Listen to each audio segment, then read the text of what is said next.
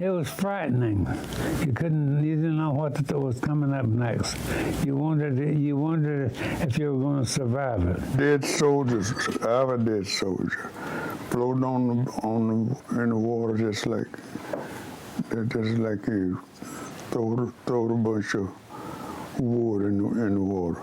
The landing on D-Day, it was rather hard to do. We lost an awful lot of men in that landing. James Sharpe saw many of the major battles across Europe in 1944 and 1945. He fought at Hurtgen Forest. He was at the liberation of Paris. On June 6, 1944, he landed on Omaha Beach. I was on D-Day.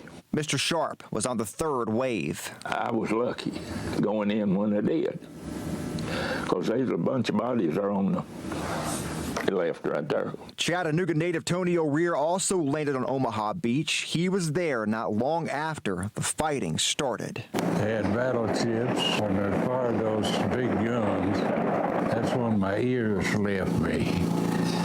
And that's why I'm so hard of hearing today. He spent the rest of 1944 fighting across Europe. Tony O'Rear passed away about a year ago. Saudi Daisy's Russell Pickett was with Company A of the 29th Infantry Division. Company A was chosen to be the first wave to hit Omaha Beach. Mr. Pickett says his company commander gave a speech 4 days before the invasion. He said, now, you guys have studied this, and you know what you're going to run into. And he said, I'm going to give you now the opportunity that if you don't want to go, walk up here, stand here with me. There'll be nothing said to you. There'll be nothing come of it. We'll just put you somewhere else until we make the invasion.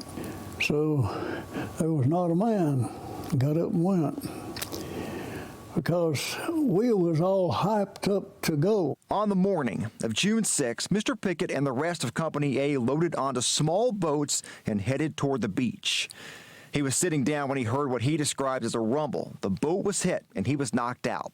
He woke up in shallow water. He was later pulled into a boat and to safety. A company was 96% casualty within the first 30 to 45 minutes.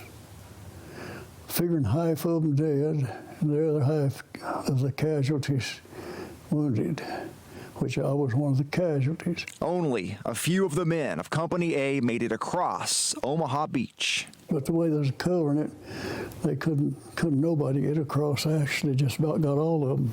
It was to my benefit not to make it, but how many lost on account of it, that's what I look at and wonder about. Of course, that's not my business anyway. That's the Lord's, I reckon.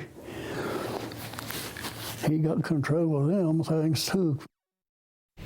Mr. Pickett is in France right now for the 75th commemoration of D-Day. I talked to his daughter last night. He's doing well, enjoying that trip. We talked to Mr. Pickett the day before he left. That story tomorrow on The Price of Freedom.